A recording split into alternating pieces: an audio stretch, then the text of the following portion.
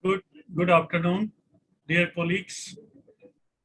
First of all, I thanks to Oncology Club Bangladesh and their team members, especially Dr. Kamal and Professor Hart, for organizing this academic feast for radiation therapy professionals.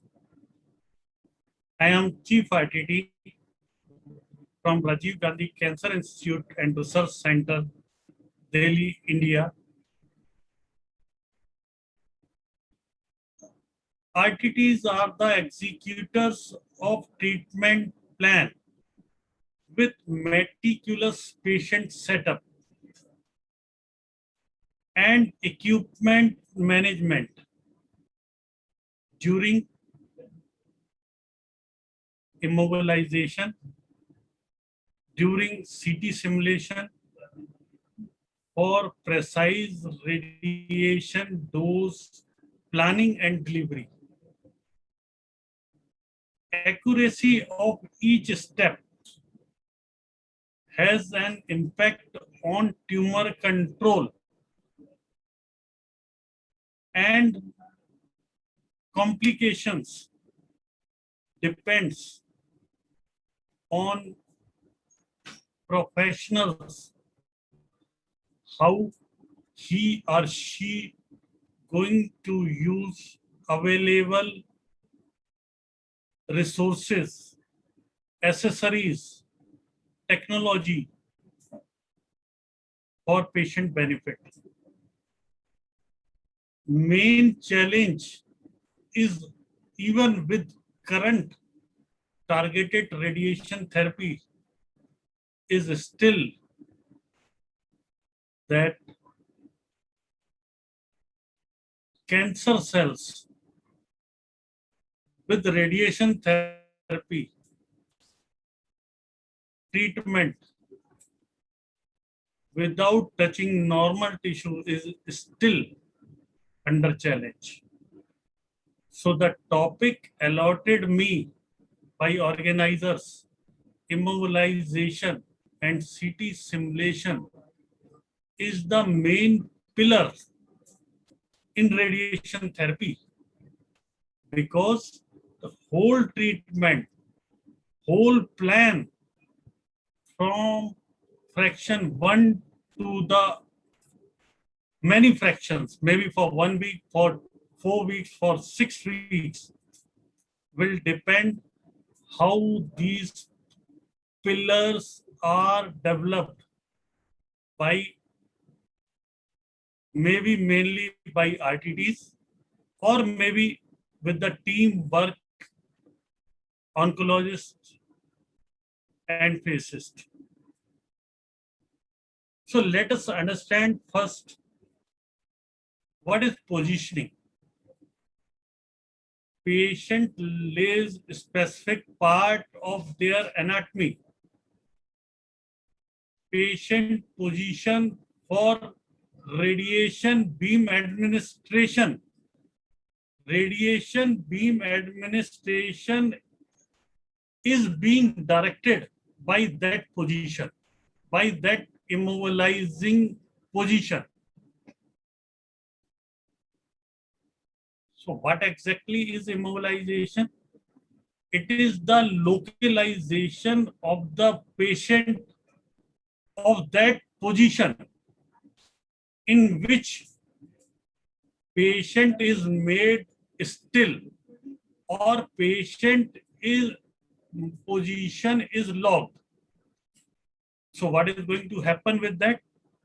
It is giving restriction of anatomical movement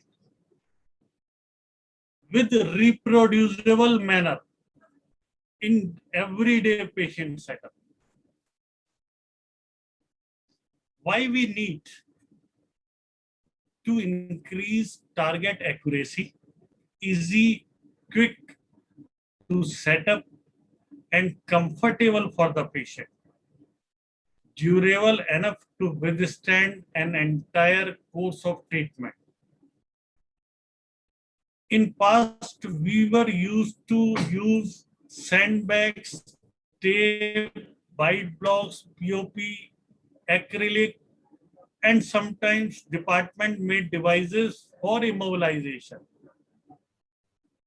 And what are the factors we should consider when we are deciding the immobilization device which we are going to use for that specific site, for that specific position?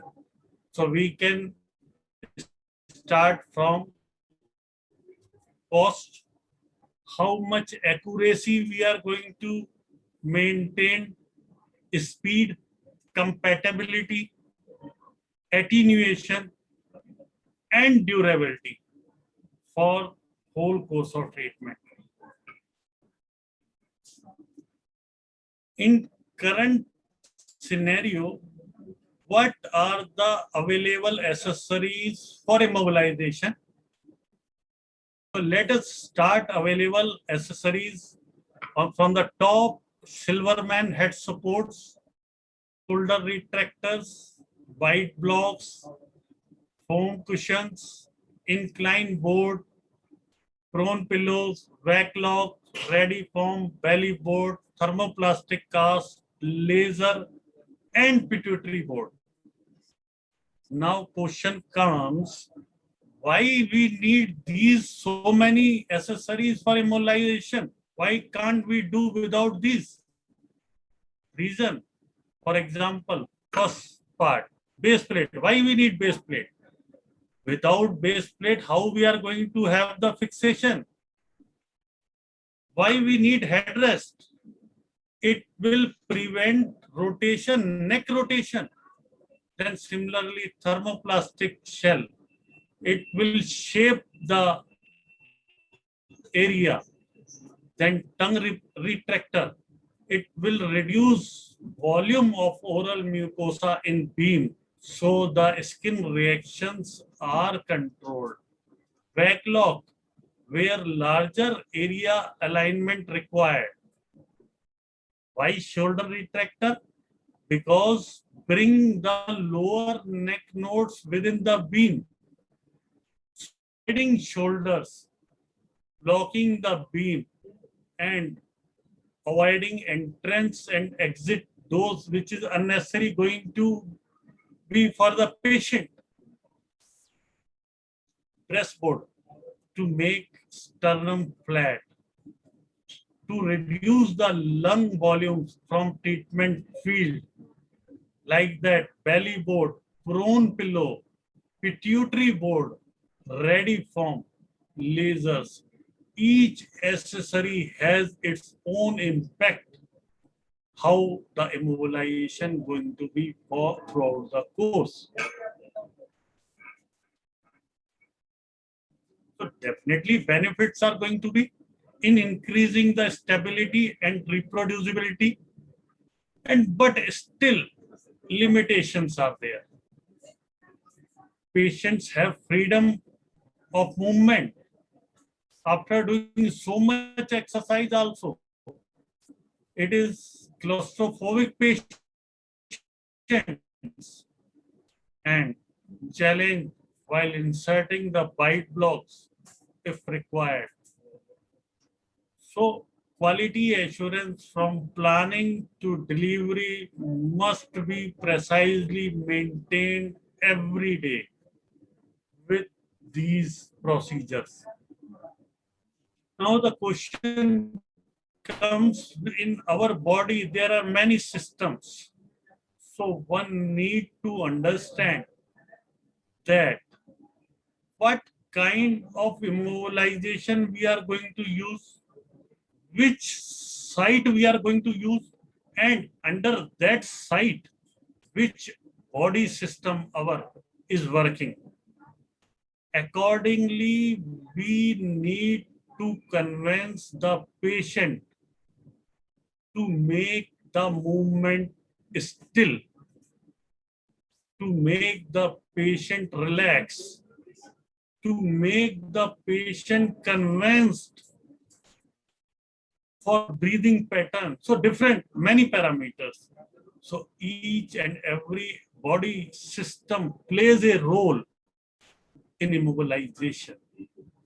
Accordingly, we have to plan. For example, head brain case. So we can use thermoplastic. If we are going to complex technique, stereotactic procedures, then GTC, BRW, Lexel frames are going to be used. More precise, more sub-millimeter calculations required. If head and neck, then neck extension must be controlled. Removing the preparation while making the thermoplastic, the time management to avoid any additional shrinkage or too tight after preparation, matter of concern. When we come to a site of breast and thorax, challenge, tangent fields. Tangent fields along with other fields like supraclavicular, IMC, post-axilla, boost, borders, overlapping borders, gap is a matter of challenge for immobilization. Limited arm range of motion and large-breasted movements. And how these immobilization devices helping? It is giving flat sternum to create a uniform surface dose distribution. But it's still limitation. Drifting of lung volume in and out, depending on how much when breathing patterns falls. Combining several immobilization devices with indexing and locking points gives close tolerance in repositioning. So improved target accuracy and no doubt patient outcome. In day-to-day, sometimes patients are unable to lie down. Many reasons, maybe pain, maybe the swelling, maybe the uncomfortability. So unnatural positioning has to be designed according to the patient comfort.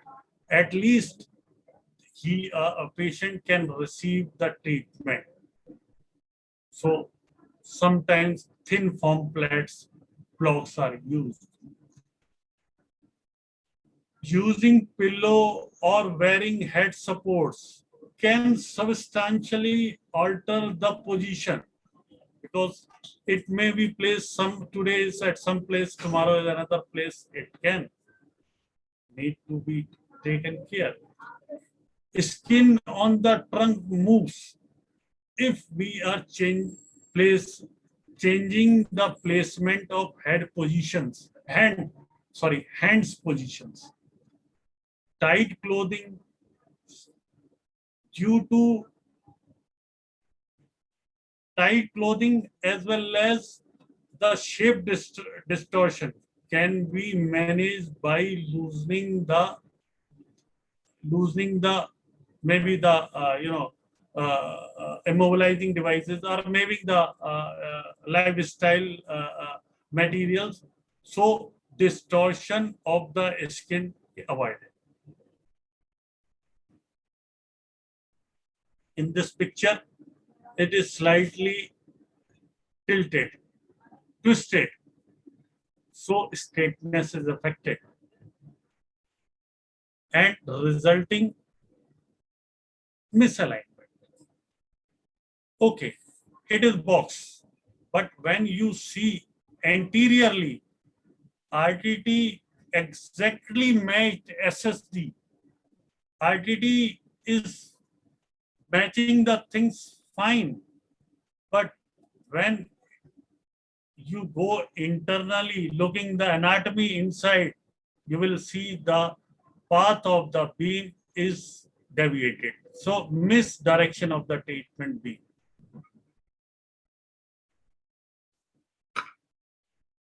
Longitudinal movement, range of the couch on extremity on a headrest extension, how is going to affect?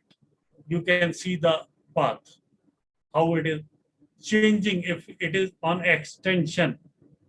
Couch with a tilt, the beam will not follow the planned path through the patient.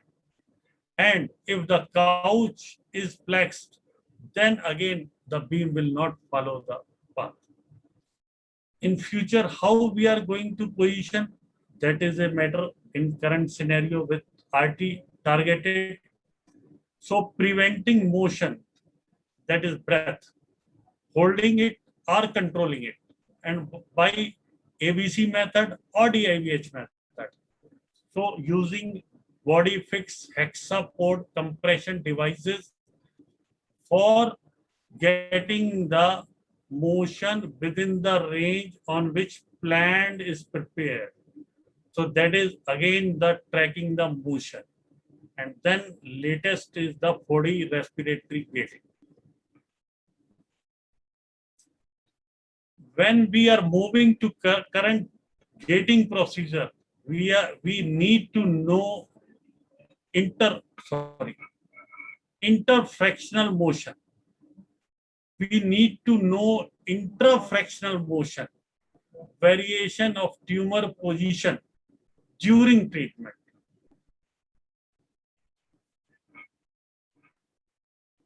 We need to know in AP direction, in lateral direction, and maybe in all directions, how the motion, how the immobilization of that motion is achieved. So that with current techniques is available. When we move to CT simulation, it has increased RT accuracy if we are using contrast media or if we are not required contrast media depending on the site. So suppose if choice comes for using the contrast, then the first important point a RTT has to know that whether clinician or radiation oncologist has worked with patient, they have inquired that have ever had a reaction after a contrast injection, or need to know KF, kidney function test or diabetic reports, if any. And once the cannula is injected, then after IV, post IV, at least for 30 minutes, it should remain in situ to observe skin, any kind of reactions. Then again, the role becomes important when you are injecting the volume of the contrast. So that will also be customized depending on the weight of the patient, depending on the, even the males and females, due to the difference in volume of the blood, the arrival of contrast is slightly changing. So that kind of alertness for further accuracy with CT simulation is required. In most of the time when we are using neck contrast, then 1 to 2 ml per second, and for chest and abdomen, depending on the weight, we can choose the speed, we can choose the cannula gauge, and we can make the protocols on our CT simulation, how we are going to do the simulation for such kind of patients. For example, if I take head and neck, then the position is going to be supine, head straight, and the immobilization we have used is thermoplastic. Then the upper border we have placed with fiducial or wire, and maybe the 3 by 3 slices or 5 by 5 slices, which you can decide how much you need to have the number of slices. Then you should be aware with top of upper border where should be either it is top of orbit or top of skull. Then 3 centimeter, sorry, 3 centimeter below clavicle or top of the shoulder. And then the 50 to 60 ml contrast with time delay, site specific. Maybe in these cases, 10 seconds time delay, and depending on the site, it may change also. So accordingly, we can have the, and if any special instruction required for this kind of CT simulation, that has to be also taken care. So like that brain, like that orbits, like that breast cases, we can make protocols for CT simulation for more accuracy for planning. And similarly, lung and esophagus, abdomen, standard pelvis and para-aortic case, and prostate definitely. So these kind of CT simulation plannings are going to give enhancement where we are more precisely, we are more targeted in our planning by radiation oncologists, by medical places, and implementation by the RTD. So I think these pillars will help how much alertness a team has got in delivery of such high dose protocols in current scenario. Thank you very much.